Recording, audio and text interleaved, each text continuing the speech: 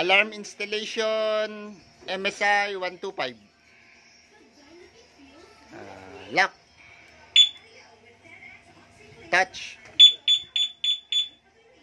Touch.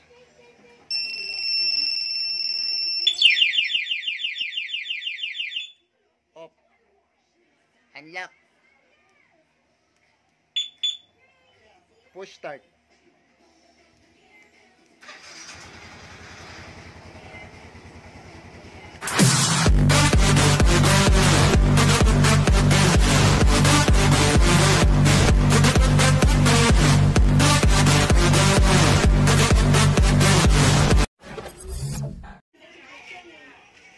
Hello mga ka-riders, nandito na naman tayo kay Gelo Workshop.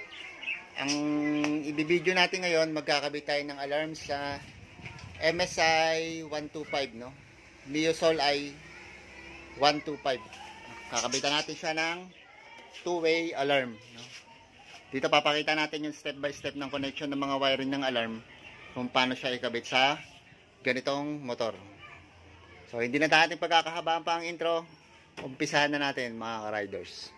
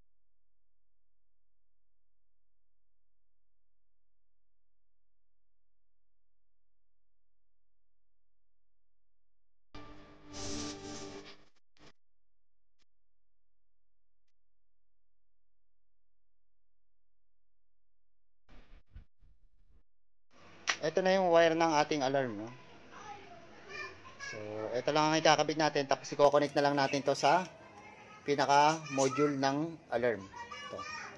So itong wiring na to ang hahanapan natin ng connection. So nakikita nyo itong dalawang yellow, ito ang ating uunahin Ito nakakonect lang to sa left and right signal light. So ang left and right signal light natin sa ganitong motor, dito nyo yung makikita ito. Itong kulay, yan. Itong kulay dark green. So wag nyo na intindihin to kasi naka-modified na tong aking signal light. So itong kulay dark green Tapos sa kabila naman kulay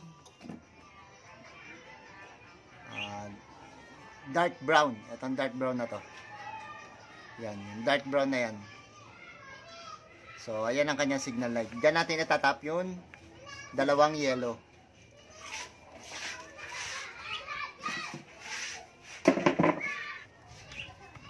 So hindi na natin siya puputulin. Hindi na natin puputulin, itatap lang natin para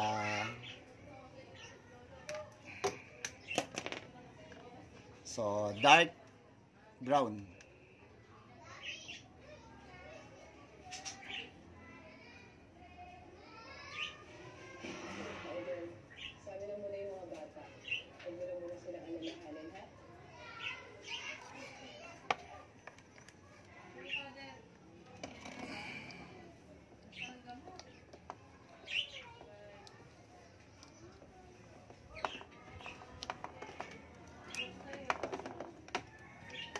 So sa kabila naman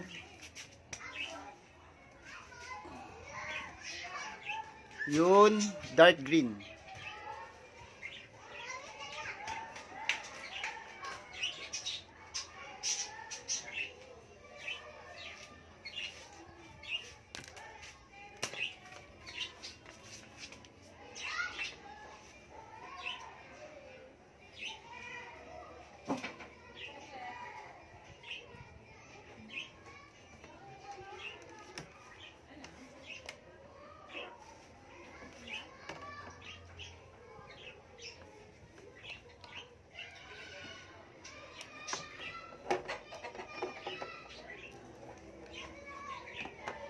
So, nakabit na natin yung dalawang yellow.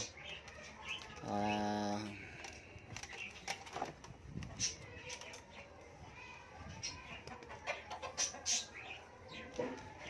ang isusunod natin yung kulay orange. Kulay orange sa accessory line.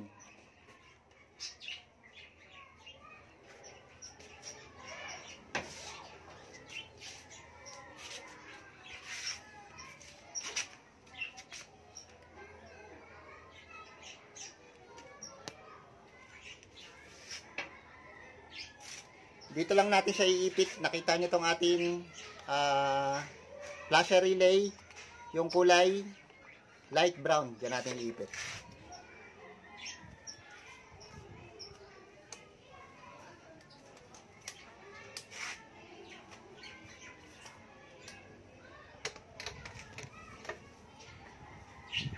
So, huwag nyo nang intindihin to, no? Ito kasi yung alarm na ginawa ko, yung DIY alarm.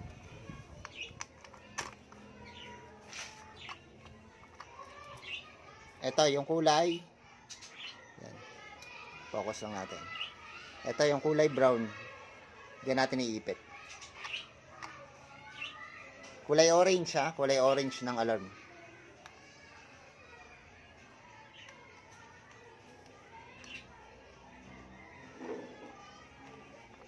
Tapos balik na natin siya sa flasher relay.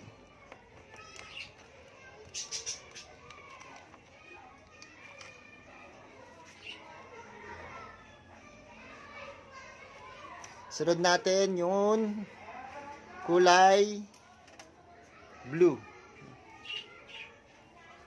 Itong kulay blue, ito. Yung kulay blue ng ating alarm module, kakabit natin siya dito sa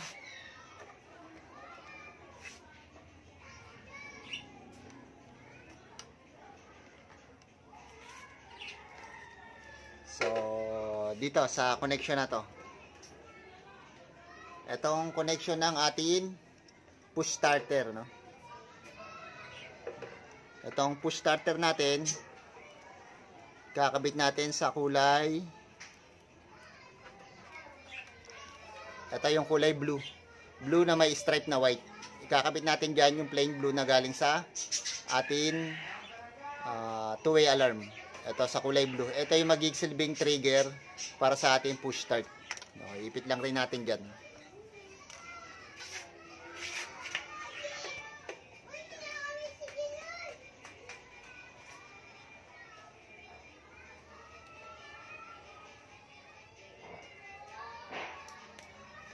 Yung blue na may white stripe ha.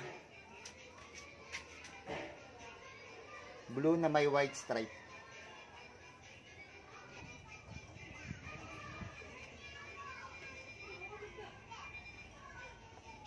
So nakabit na natin yung kulay blue natin, no.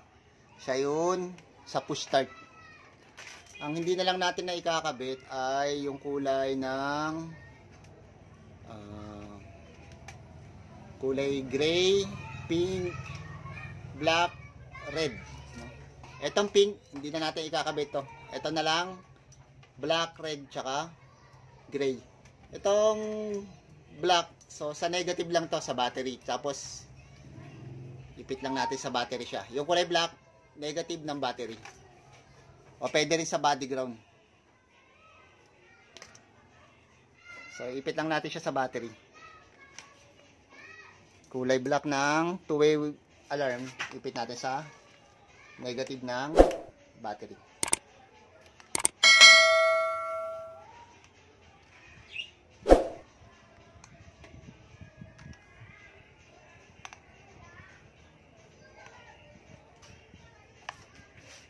So, ang sunod yung kulay red.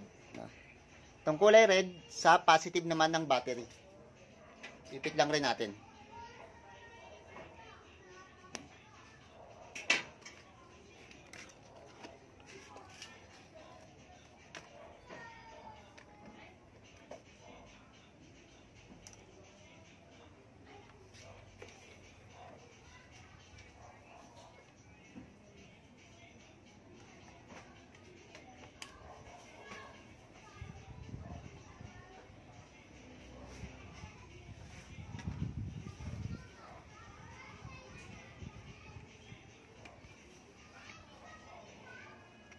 So, almost done na. Ang last na lang natin itong kulay gray. Itong kulay gray. So, hayaan muna natin na magulo siya, no? Kapag finish na siya at itetest nyo na, ayusin na yan. Lalagyan nyo lang tape, tapos kung saan nyo siya gustong part ng motor ilagay. So, balik tayo, no? Itong kulay gray, ito yung magsisilbing kill switch. So, saan siya ilalagay? Ilalagay natin siya direkta sa atin pulser wire, no? Dalawang wire ng pulser, isang kulay blue na may stripe na white, tsaka kulay white na may stripe na red. So, doon siya sa bandang part ng gilid ng ating motor. So, bubuksan natin yung pairings doon para makita natin kung nasan siya.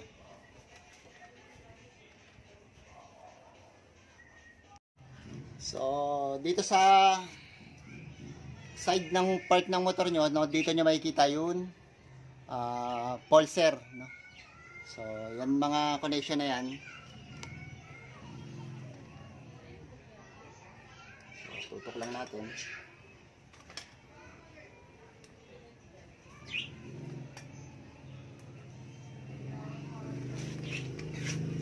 So, mga ka-riders dito sa sub part na to, makikita nyo to.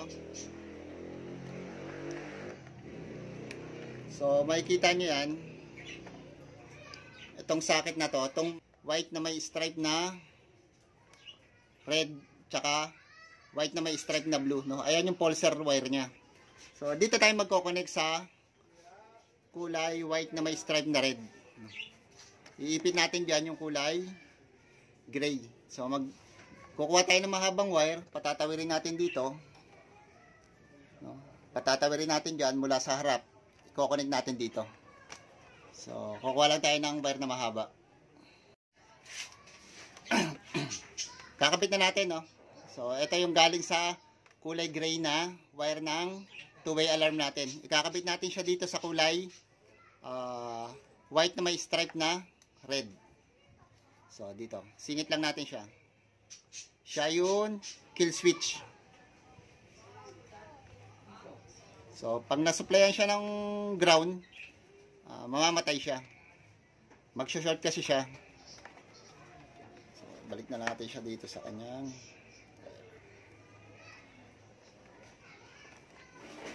So, kita nyo wala tayong pinutol, no? So, ayan na siya. So, testing natin. Ikakabit na muna natin yung kanyang pinaka-alarm. So, kabit muna natin tong side play rings.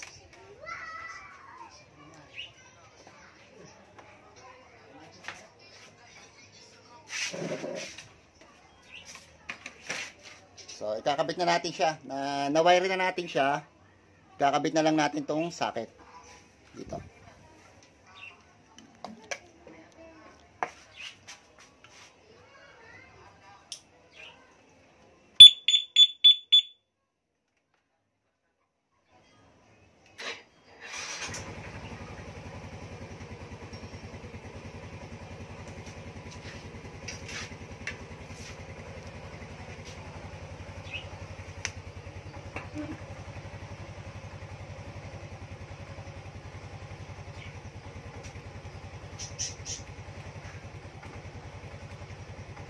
So yun mga ka-riders, no, naikabit na natin, no?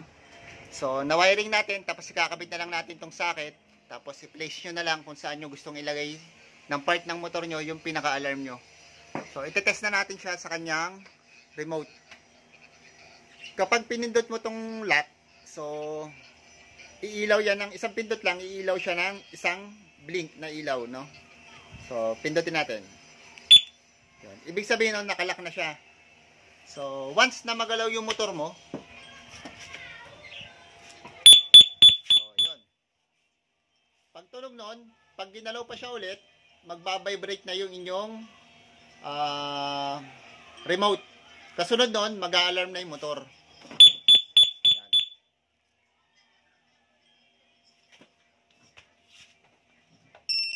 Yan. Papatayin nyo siya ulit dito sa kanyang lock para mamatay yung alarm, no? Tapos pag unlock nyo, pipindutin nyo tong unlock, tong may drawing na unlock na susi. magbibiling siya ng 2 beses. Ibig sabihin nung unlock na siya. Oh, yun. Unlock na siya. Pwede nyo na siyang gamitin na hindi na siya magbabibrate, no? Kahit sipain nyo, hindi na. So, ito namang itong kidlat na ano niya, na sign, siya naman yung kanyang start, no? 2 push lang. 1 tapos 2. Push start siya. So, yun. Nag-start na yung motor.